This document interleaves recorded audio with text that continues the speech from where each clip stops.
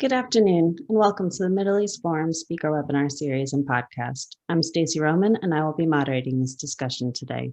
We're pleased to have Peter Chu, President of Galisteo Consulting Group, join us to discuss Twitter reveals French attitudes on Islamism. Dr. Chu will speak for 15 minutes, then open it up for questions. Should you wish to ask a question, please use the Q&A box located at the bottom of your screen to type your question. And with that, I will turn the discussion over to Dr. Peter Chu. Thanks, Stacey. Much appreciation to the Middle East Forum for hosting me. Hopefully you can see my screen. I need to reshare, Stacey, or can you see that? Yes, if you could reshare, that'd be great. Okay. Okay, so you can see it now? Yes. Great. All right, well, without further ado, let me move on then through this presentation. Just a quick background about myself and my company. So Galisteo Consulting Group is the company I own. We do a mixture of national security. I particularly do data analytics. We do a mixture of work, a lot of it for the federal government and national labs. And then as far as my own background, I have an undergrad in Russian, Polish languages and literature and French before that. So I'm basically a linguist by background. My doctorate was in Russian computational linguistics. I also have this weird thing of financial audit. And the reason I bring that up is what I'm going to be discussing is a little bit like an audit of what's going on in Twitter. With the same kind of considerations we do. We want to make sure we have an accurate picture. We're not, overinflating this or that. And then finally, my background has been in data analytics from about 2002 onwards in my professional work. So I've got a lot to cover. I'll go through as quickly as I can, try to keep my 15 minutes. The background for this really is Samuel Paty case, which really erupted in September last year, which is when I believe he was beheaded. It actually resurfaced again recently. So the whole case really has brought into question, as in fact I think we've heard in these seminars before, the approach of the French government as far as laïcité or secularism is concerned, and whether that is really working and doing what it's touted to do. So, and then with this assassination that happened in September, one poll has said that 87% of French people believe that laïcité really is in danger, and it's threatened by what's gone on here. And we'll see why that is, I think, in some of the Twitter data. And then finally, as a backdrop to all of this, we have this tussle going on between populism and establishment really around the world. And, how do we assess that with this Twitter data? That's one of the questions I want to look at. Another part of the background to this is some of the following literature. So on the right-hand side, you can see we've got literature on narratives and master narratives. Basically, the difference between a narrative and a master narrative is a master narrative is something which is kind of consistent across space and time. So in this Master Narratives Islamist Extremism book, one of the examples they give is when the Tahrir Square protests erupted, there was this narrative being put forth, which was that Mubarak was a pharaoh. Right. So by putting those two things together, you're immediately bringing to mind that he's a tyrant, that maybe his doom is coming. That's the idea of the master narrative. You associate kind of the temporal with something which goes across space and time. And on the left-hand side here, we've got some other literature which talks about really was pertinent to what's going on in social media at the moment, where people are kind of talking past one another. And how do you look at that? How do you assess that? And then finally, with social media, we hear a lot about fake news and disinformation, misinformation. So the task I'm setting myself really is, can we figure out what the public really thinks with data analytics? Whether or not we agree with what the public thinks, it's kind of useful to know what the public does think. And this is perhaps especially true in a highly sensitive area, like anything to do with Islamism and popular attitudes towards that. What I'm trying to do again is kind of like the auditor. I'm trying to figure out what is really going on in the Twitter sphere, and trying to factor out my own biases from that. The conceptual approach that I take, I'm not going to go deep into the data science, but the conceptual approach is really a signal processing approach. And there's this technique in data science called blind source separation. So if you imagine you have a soundtrack of an orchestra playing, what blind source separation does is it separates it into the different components of signal. So you can kind of get the trumpet signal and the string signal separated. And the idea is to do that without any human intervention. So you're just taking the data, you're letting the data speak for itself, but then the signal processing separates out the different components. So I'm going to look at two problems here with the data science, call them problem 1 and problem 2. And problem 1 really is to compare two sources statistically to see if there are high-level differences. Now, how is this applicable to what we're looking at here with the Twitter discussion of Samuel Paty? So on one hand, we have popular opinion, which I'll call it popular opinion from social media. On the other hand, we may have elite opinion, which I would call things like journalism. I think it's been referred to as the 6 Ps, right? So the question is, is there a difference between this? And just like with the blind source separation, can the data science pick that out without really me having to say what it is? So we're not trying to confirm an existing bias about what we think. We're just trying to let the data speak for itself. And then, we get out of this some kind of output, which really helps us to determine that. We'll look at that in detail in a minute. Problem 2 is, if we have a set of Twitter data, let's say it's got thousands and thousands of tweets, retweets, and so on, can we sort that into a much smaller number of signal components? I'll call them buckets, and then analyze the buckets. The idea being here that it's much easier to look at 100 principal components of this data than to read every one of those thousands of tweets. And you'll see what I mean by this I've got some just sample here. So 3 imaginary tweets.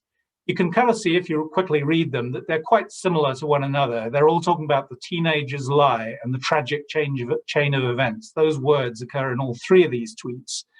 So what I'm trying to get at here is they're all similar, and we don't necessarily want to see it. We want to kind of get a representation. So we'd like to have one thing representing all 3 of those things, and that's what I call a bucket. So let's take these 2 problems and see kind of what we can do with them. So we're going to fit the data structure to problem 1. That was, remember, we're trying to separate out media or elite opinion and popular opinion. So the way I do this is I collected approximately 18,000 tweets covering a 48-hour period, March 7th to March 9th of this year. And that was right after it surfaced that the teenager who had accused Samuel Paty of Islamophobia she actually admitted that she'd been lying. And as you can imagine, this sparked quite a bit of discussion on Twitter. So there are 662,000 words in here, 12,000 distinct words. On the other hand, I went out and I looked for editorials. So this is representing our elite opinion, and also some tweets, because the media organizations in France also put out tweets. I should say that the way I collected this data was not actually, in the first case at least, not specifying to France. I simply went out and I looked for tweets on Samuel Paty mentioning that name. And so these could have actually originated anywhere. On the second side, I was searching for Samuel Paty from :X, where X stands for a media organization. So it might be Le Figaro.fr, and Samuel Paty editorial. So those 2 things together get us basically, they're going to give us results from the media. And there wasn't actually a whole lot out here. So, I'll be upfront about that. We only got 4 editorials plus 20 tweets. That's not a lot of material. So on problem 1, I'm going to say upfront that I think the evidence that we actually end up with is a little weaker, but it's still worth looking at. So first of all, this is just the tweets now. The geographic distribution of those tweets, on the bottom right here, you can see worldwide visualization. Here is just focusing on Europe. As you can imagine, Samuel Paty, the subject on March 7th and 9th, was most of interest in France. That was where most of the Twitter traffic was coming from. Now, so problem 1 again, we want to compare journalism to Twitter. Now, there's a way in sort of a signal processing kind of way we can deal with this. And it's to use a measure called point-wise mutual information. And this has been used in computational linguistics for a lot of other things as well.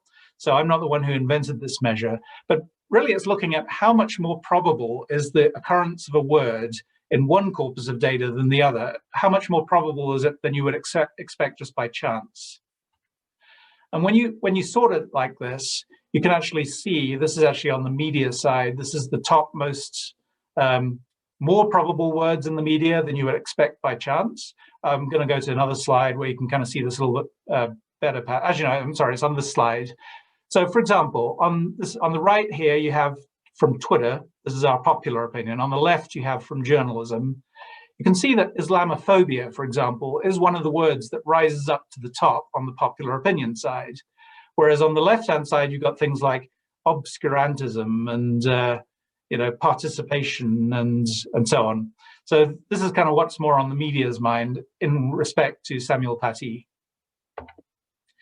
Now, I just want to pause for a moment here and discuss one other thing from the literature. So Richard Hoyer was a CIA analyst. He was a veteran of the CIA, and he wrote this book, which is actually publicly available on the web, Psychology of Intelligence Analysis. And in the preface to this book, it says, Hoyer makes clear that the pitfalls the human mental process sets for analysts cannot be eliminated. They are part of us.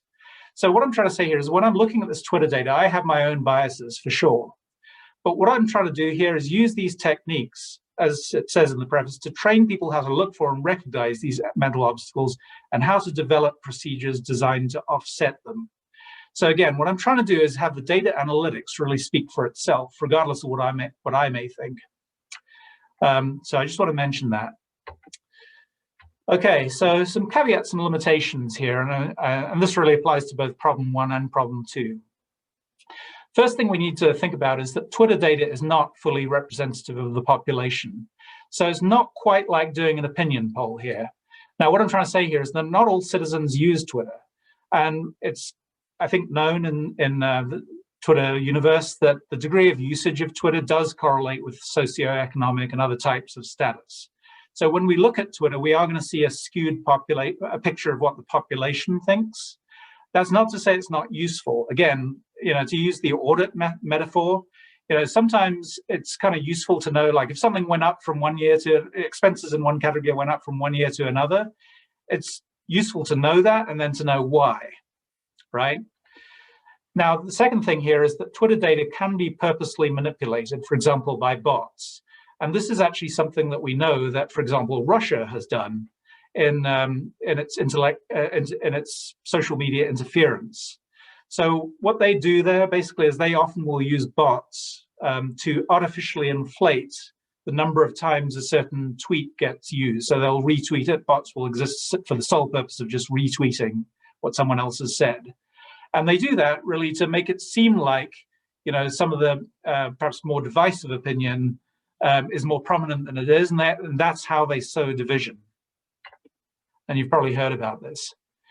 And finally, one thing to be aware of here is, I tried to use some pretty innocuous terms to collect the data in the first place. I was simply searching, remember, for Twitter that mentions Samuel Paty.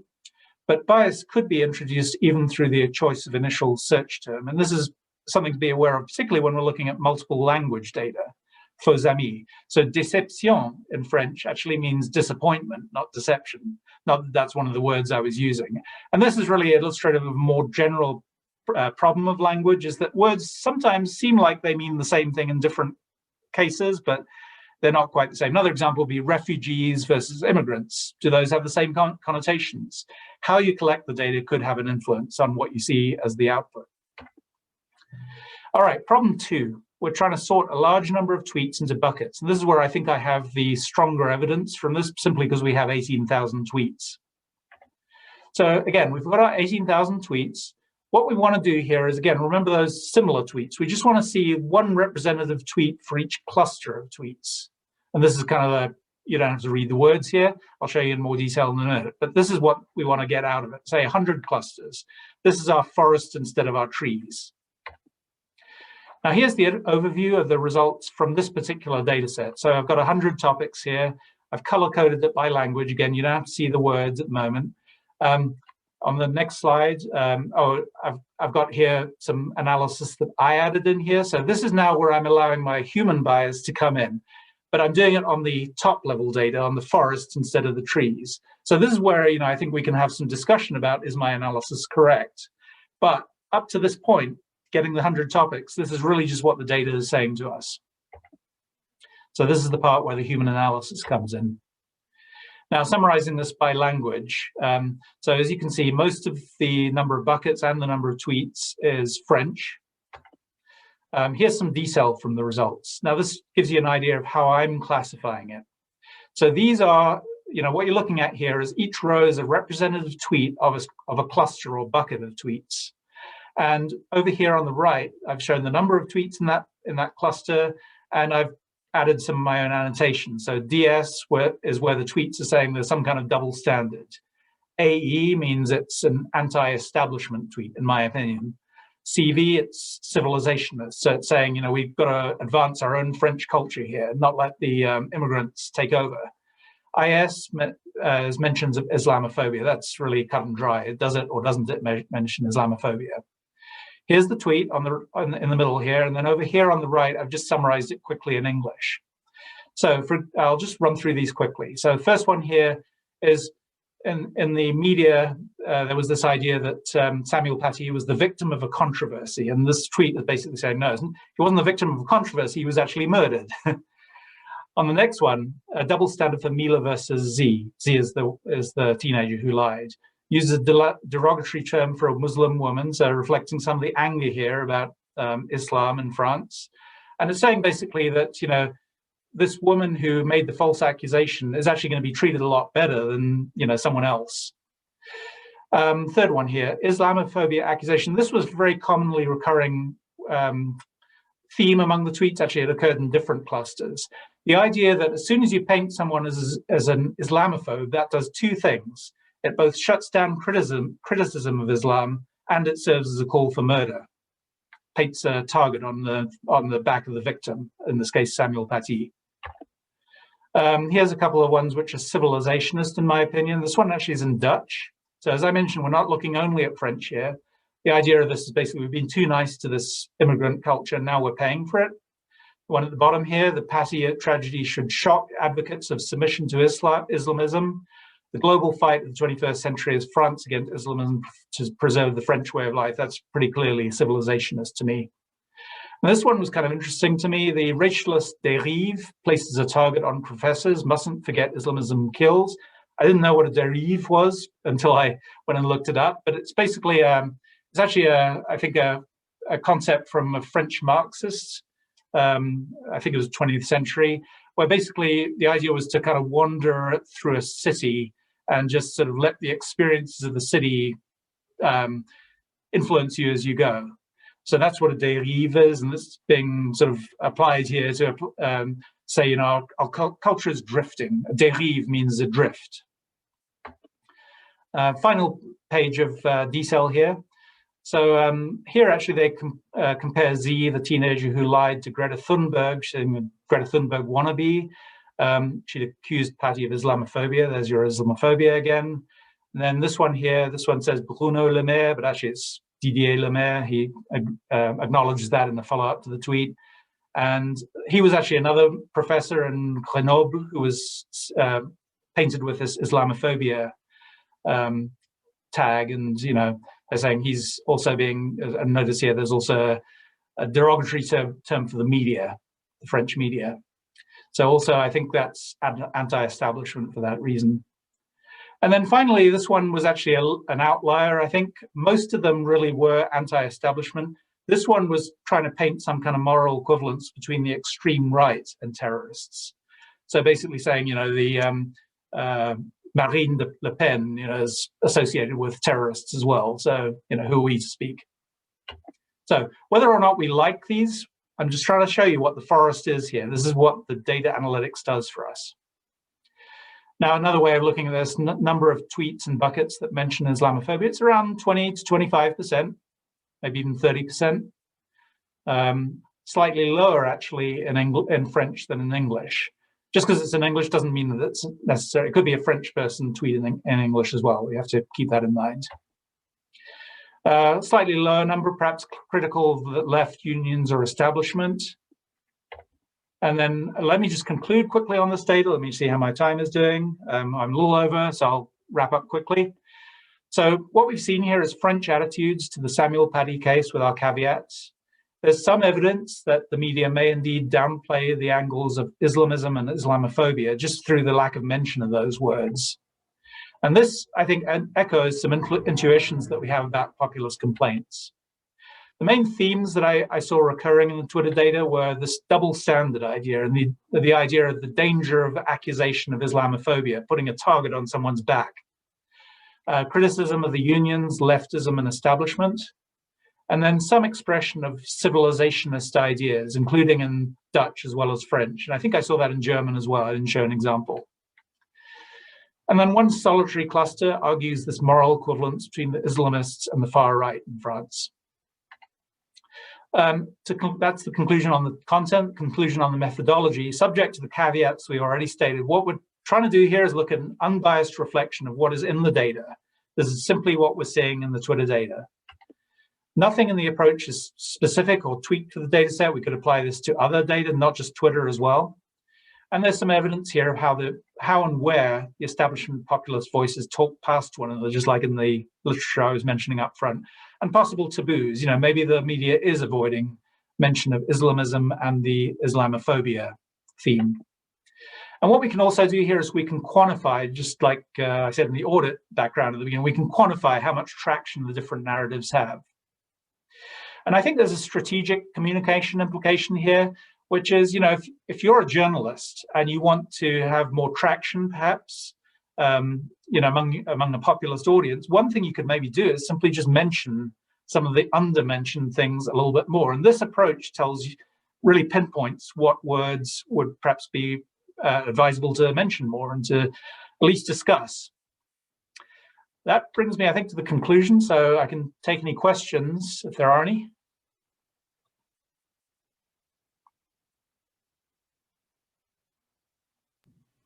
All right, thank you so much. I'm gonna stop sharing the screen. All right, so the first question in is, what does it really say that the journalists aren't tweeting about Islamophobia? Well, I think you've got to be careful on the conclusions that you draw from that. And like I said, that was the weaker part of my evidence, simply because I didn't have as much material to work from the journalist side. Now, taking it as a given, perhaps, that this is good evidence, which I'm not sure we can do, but if it is a given that it's good evidence,